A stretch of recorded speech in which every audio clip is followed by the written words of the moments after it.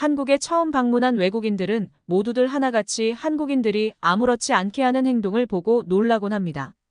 과연 어떤 행동일까요? 안녕하세요. 저는 브라질에 거주하는 남성, 마르셀로입니다. 저는 해외여행을 자주 하는 편이라 여러 나라를 방문했습니다.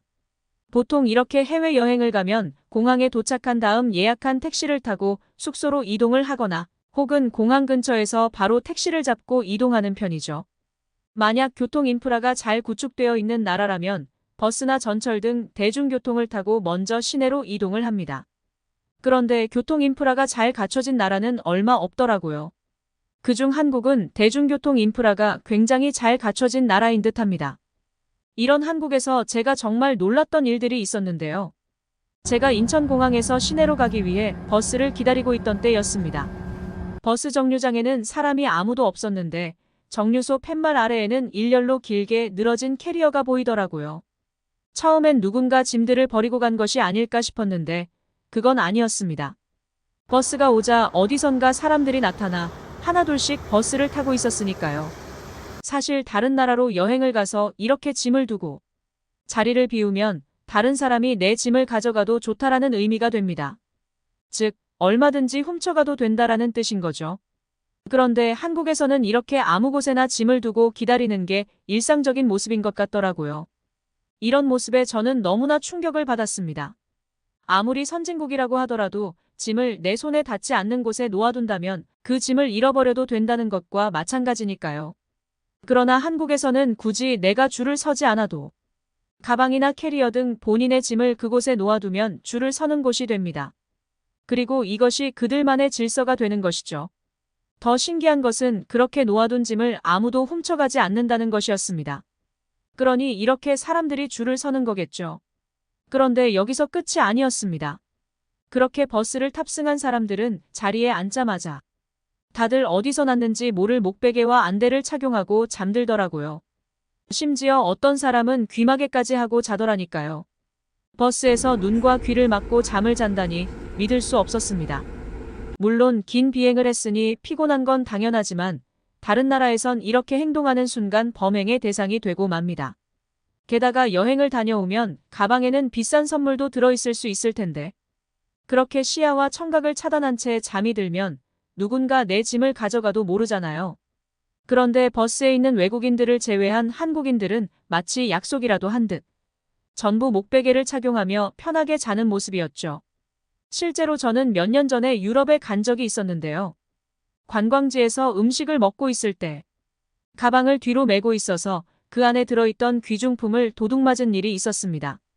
유럽은 워낙 이런 일들이 자주 있기도 하고 주로 여행객들을 범행 대상으로 삼기 때문에 항상 조심했어야 했는데 제 실수였죠. 이렇게 다른 나라는 내 몸에 지니고 있는 물건도 훔쳐가는데 한국에서는 그냥 짐을 아무데나 놓고 줄을 서도 되고 버스에서 편하게 자도 된다니 이게 말이 되나 싶더라고요. 그렇게 버스를 타고 이동하며 보았던 한국은 도로폭도 굉장히 넓었습니다. 미국과 일본의 도로폭은 비슷한데 한국의 도로는 도쿄보다 훨씬 넓거든요. 사실 제가 한국에 방문하기 전엔 아시아에서 도로나 지하철 등 각종 사회 인프라는 일본이 가장 좋은 곳이라고 생각했습니다. 아무래도 외국인들에게는 일본이 오래전부터 아시아 유일의 선진국이라는 이미지가 있기 때문이었는데요. 그런데 한국이 일본보다 훨씬 차도 많고 더구나 미국이나 우리나라에서 보일 법한 비싼 외제차들도 정말 많이 있었습니다. 제가 놀란 건 이뿐만이 아니었습니다. 그렇게 버스를 타고 숙소를 도착한 후 저는 근처에 있던 카페에 가게 되었는데요. 카페 안에는 사람은 없고 짐만 덩그러니 놓여있는 테이블이 많더라고요. 설마 짐을 깜빡하고 그냥 간 건가 싶었는데 그건 또 아니었습니다. 심지어 어떤 테이블 위에는 노트북이나 핸드폰이 있었거든요.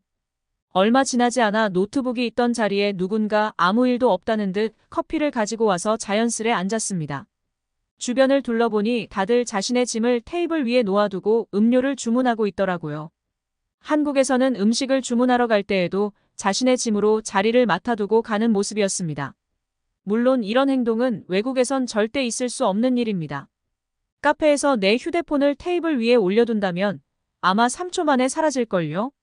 이렇게 카페나 음식점에서 내 소지품이 그저 자리 맞는 용도로 쓰이는 곳은 아마 전 세계 어딜 가도 한국뿐일 겁니다. 심지어 이런 행동은 정해진 장소에서만 행하는 것이 아니라는 점이 더욱 놀라웠는데요. 한국에서 처음 타본 지하철에는 짐을 올려둘 수 있는 선반이 있더라고요. 사실 다른 나라에는 이렇게 지하철에 선반이 따로 있진 않습니다. 지하철에 선반이 없는 이유는 대부분 도난 사건 때문이죠. 대부분의 외국은 한국만큼 대중교통 내에서 치안이 좋지 않거든요. 심지어 좁은 공간에 여러 사람이 있다 보니 소매치기와 관련된 범죄 행위에 항상 노출되어 있습니다. 제고국인 브라질만 해도 버스나 지하철에서 언제든 소지품을 도둑맞을 수 있기 때문에 잘 간수해야 합니다. 심지어 프랑스에는 꼭 숙지해야 하는 소매치기 예방법도 있죠. 프랑스에서는 지하철을 탈 때 무조건 타깃이 되기 때문에 소지품과 휴대폰은 절대 바깥 주머니에 넣어선 안 됩니다. 또 누군가 여럿이 나를 둘러싸고 소매치기를 할 징조를 보인다면 자리를 피하거나 큰 소리로 도움을 청하라고 합니다. 그리고 가능하다면 지하철보단 시내버스를 이용하라고 하죠. 하지만 한국의 지하철엔 선반이 있고 또 그곳에 짐을 올려둔 상태로 자는 사람도 많이 보였습니다. 이렇게 대중교통에서 짐을 아무데나 두고 잠을 잘 수 있는 나라는 역시 한국밖에 없을 것입니다. 그리고 한국의 지하철 요금은 굉장히 저렴한 것 같습니다.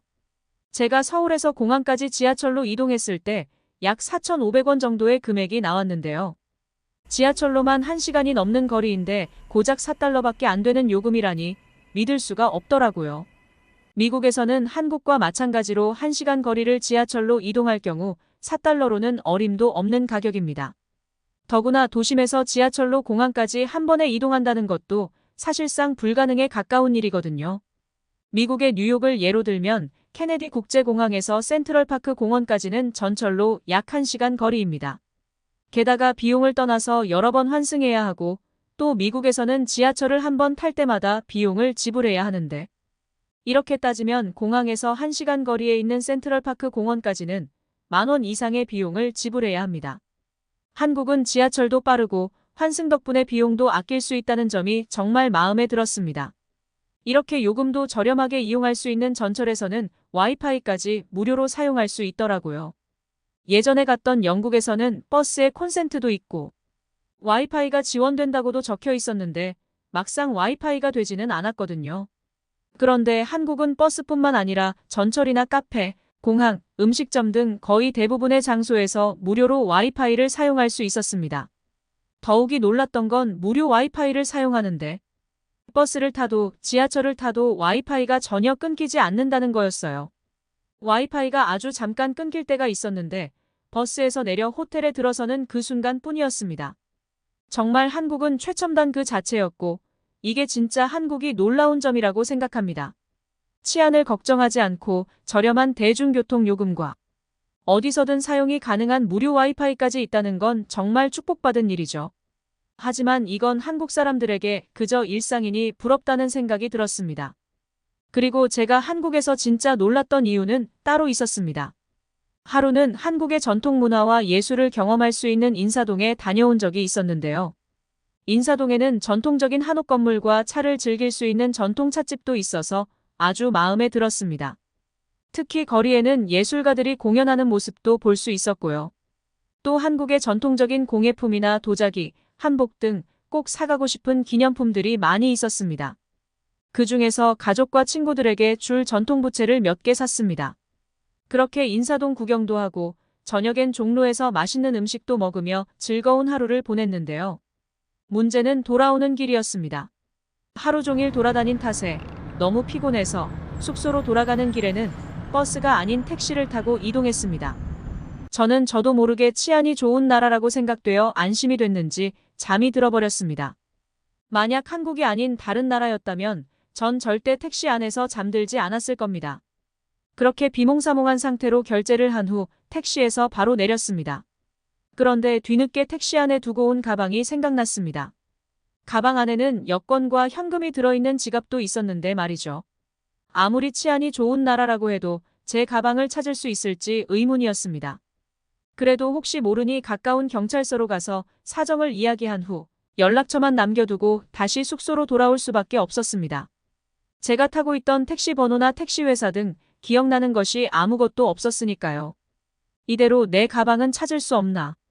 낙심하고 있던 그때 경찰서에서 제 가방이 있는 곳을 찾았다는 연락이 왔습니다. 제가 있던 곳과 멀지 않은 곳에 있는 다른 경찰서에 제 가방이 보관되어 있었는데요.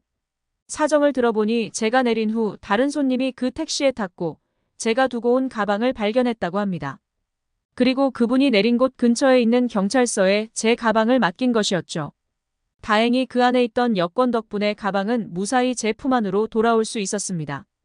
더 놀라운 건 지갑 안에 있던 현금도 모두 그대로였다는 점이었습니다.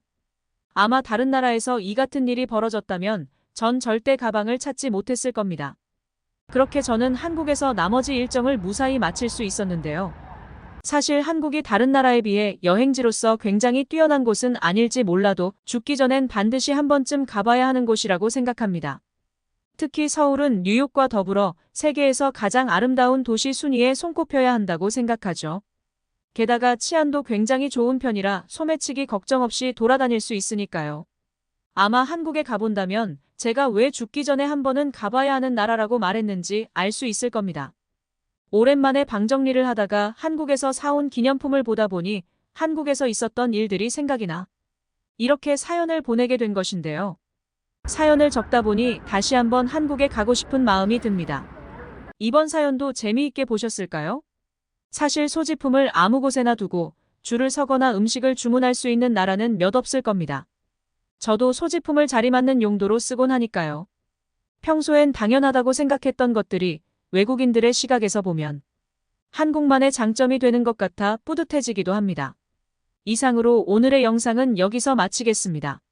지구촌 이야기에서는 언제든 여러분들의 다양한 사연을 들을 준비가 되어 있으니 사연을 소개해주고 싶으신 분들은 언제든 공식 메일로 제보해주시면 됩니다. 구독과 좋아요는 영상 제작에 큰 힘이 됩니다. 끝까지 시청해주셔서 감사합니다.